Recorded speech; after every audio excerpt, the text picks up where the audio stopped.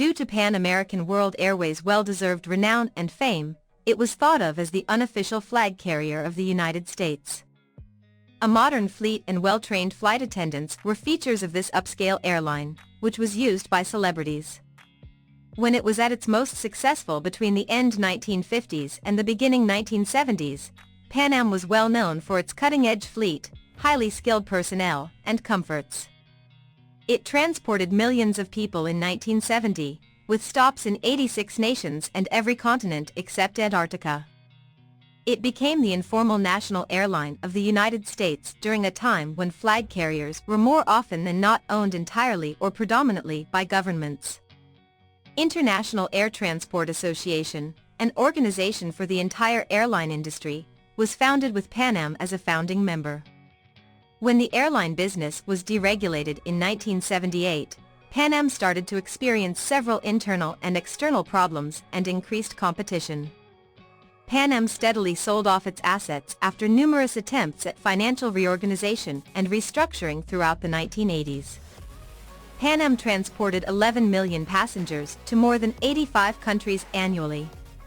It was a forerunner of contemporary aviation.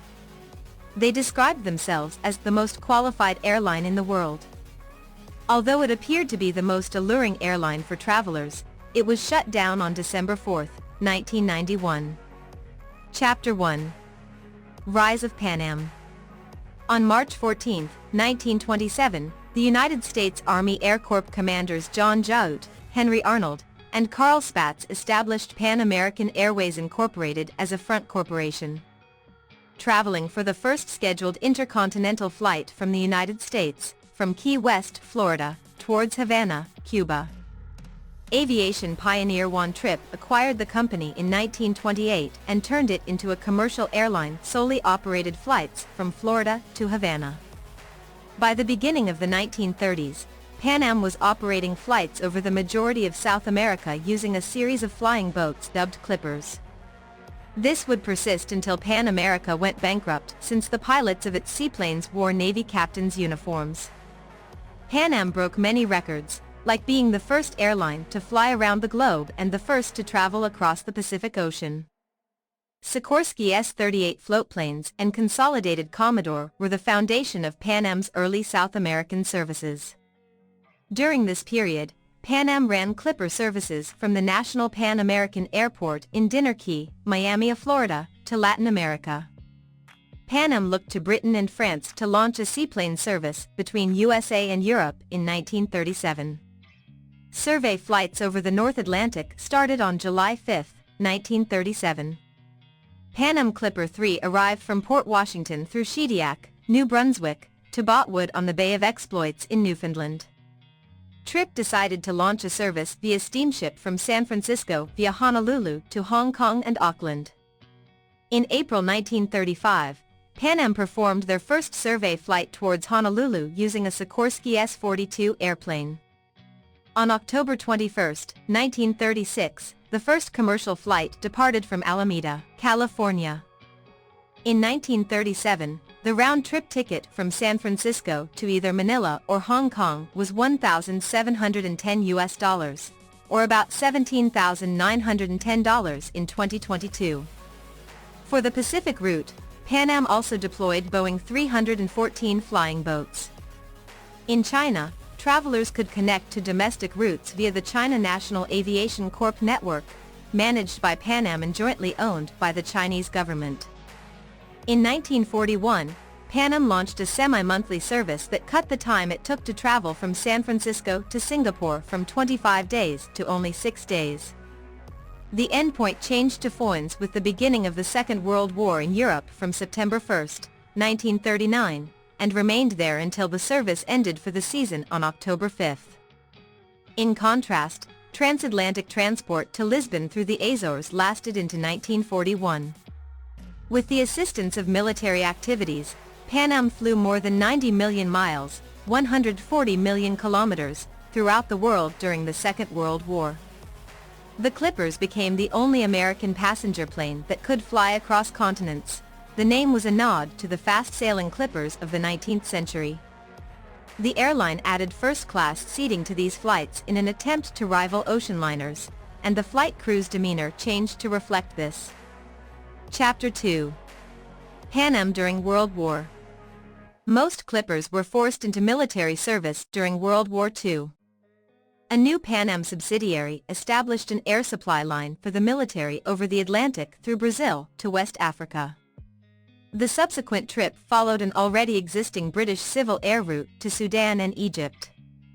The Pacific Clipper accomplished the first commercial airliner-powered round of the globe in January 1942. Franklin D. Roosevelt made history in January 1943 by becoming the first American president to fly overseas on the Dixie Clipper. Chapter 3. Pan Am post-war. Although Pan Am proceeded in using its political clout to advocate for the protection of its status as the country's leading international airline, it faced growing competition, including flights from TWA to Europe, Braniff to South America, United to Hawaii, as well as Northwest Orient towards East Asia, in addition to 5 potential competitors from Mexico. A Pan Am DC-3 took 71 hours and 15 minutes to go from Miami to Buenos Aires in January 1946, whereas the DC-4s that summer flew from Idlewild towards Buenos Aires in 38 hours and 30 minutes. Pan American Airlines Corporation changed its name to Pan American World Airways, Incorporated, in January 1950. Pan Am finalized the $17.45 million acquisition of American Overseas Airlines by American Airlines in September 1950. Pan Am purchased 45 Douglas DC-6Bs in that month. Pan American scheduled 47 flights per week east departing from Idlewild in January 1958. By August of the same year, there were 65. Chapter 4. Beginning of the Jet Age. Pan Am considered buying British de Havilland Comet, the first aircraft in history, but decided to hold off and became the first customer to order 20 Boeing 707 in 1955. Additionally, 25 6-across seating Douglas DC-8 aircraft were purchased. The total worth of the orders was $269 million. On October 26, 1958, Pan Am launched its first regularly scheduled jet from New York to Paris.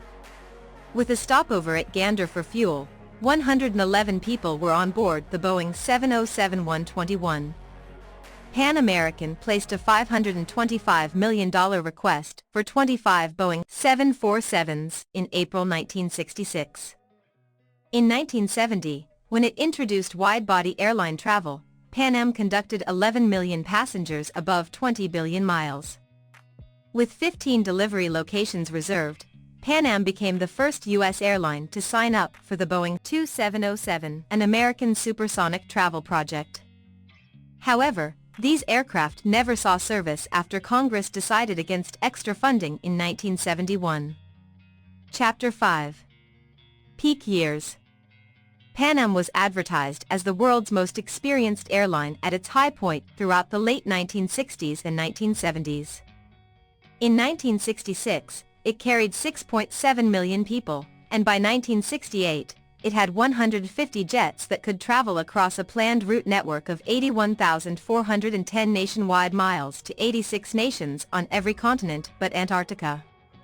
The airline was the most profitable during that time and had $1 billion in cash. Most routes ran between New York, Miami, and the Caribbean, Europe, and South America.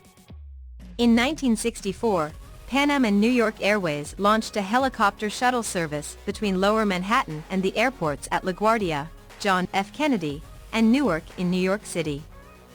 Pan Am was renowned for its cutting-edge fleet and skilled crews at its peak. Cabin crew members were often bilingual college graduates recruited from all over the world, often with nursing backgrounds. Maxims de Paris served as the model for Pan Am's board service and cuisine, which was provided with a personal touch that has rarely been duplicated. It scheduled people to travel to 98 airports in November 1985 and 46 airports in November 1991. Chapter 6. Fall of Pan Am. Pan Am invested in a sizable fleet of Boeing 747s in anticipation of the growth of air travel.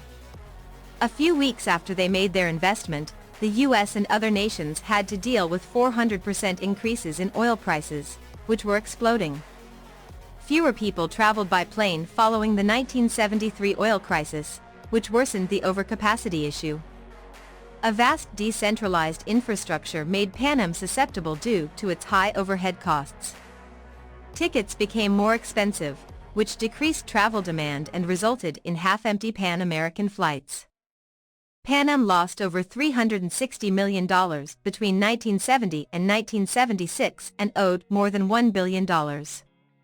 Due to their extreme plight, Pan American began recommending mergers with other airlines, such as United and American. National Airlines is a domestic airline that Pan Am has committed to buying. This was a flawed concept because National's airports and aircraft were different, requiring retraining for Pan Am workers. Pan Am lost about $19 million in the year following the purchase. Pan American, now in a critical situation, paid $400 million for the historic and massive Manhattan head office. The crippled airline persisted in its struggles, suffering a $485 million loss in 1982. They gave up their hotel network and sold to United Airlines all of their Pacific routes, but Pan American retained its status as the unofficial flag carrier for the USA. This reputation, however, was swiftly ruined when Scotland was the target of a significant terrorist strike. Flight 103 by Pan Am departed from London Heathrow on December 21, 1988. A bomb that was brought on board and misidentified as a cassette recorder detonated in the cargo hold. This resulted in the deaths of all 259 passengers. The 747 was instantly destroyed when it was shot out of the sky, and its wreckage landed on the little Scottish settlement of Lockerbie. 11 Lockerbie residents also died. Pan American Airways was blamed for lacking sufficient security measures. In Pan Am's defense, several other airlines had the same precautions, hence it was not their fault. The Lockerbie bombing cost Pan Am over $350 million to recover from, and it ultimately proved to be the airline's death knell. Pan Am declared bankruptcy in December 1991. Chapter 7. Lessons to learn from the rise and fall of Pan Am. The largest airline in the world, Delta Airlines, won a bidding war and paid $1.3 billion to acquire most of Pan Am. Acquiring its 45 aircraft, European routes, Frankfurt, Germany, Mini-Hub, and JFK, New York, Airport's iconic World Port facility. Delta halted buying out Pan Am after realizing that the airline was wasting over $3 million daily. On December 4, 1991, a phone call was placed to Pan Am's corporate headquarters with the instructions to shut it down. The airline staff and those who had traveled and knew about it were affected, and it broke their hearts. The airline had been restarted numerous times without success. Despite the airline becoming grounded, the heritage of Pan Am continues to be celebrated. Pan Am-themed luggage and other goods are still widely available today.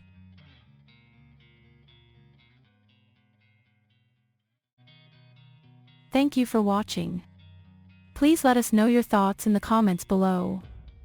Do not forget to subscribe and share.